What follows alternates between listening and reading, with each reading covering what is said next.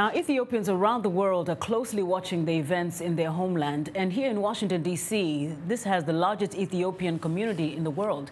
And joining me now is my colleague, Mariama Diallo, who's been gathering reaction to the death of Prime Minister Meles Zenawi.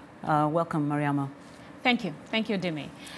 The Washington, D.C. area is home to some 200,000 Ethiopians. Many of them came to the U.S. to escape communism and poverty in the decades after the 1974 military junta.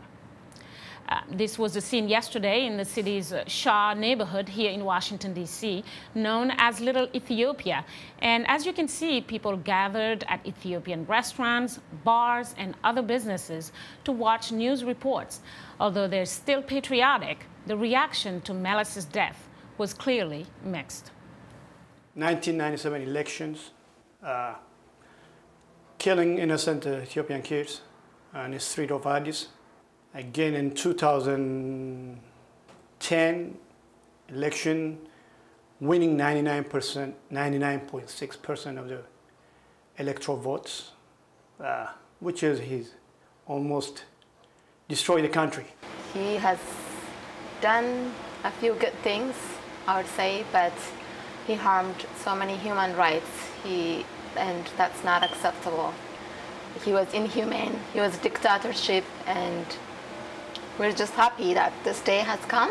I was very sad because Prime Minister Meles was a very good leader to Africa and Ethiopia. As a human being, I feel bad about him, but this is the right time for Ethiopian, peaceful, for people, democracy. Also, a few people that we interviewed reflected anxiety about Ethiopia's future and the fate of relatives and friends there.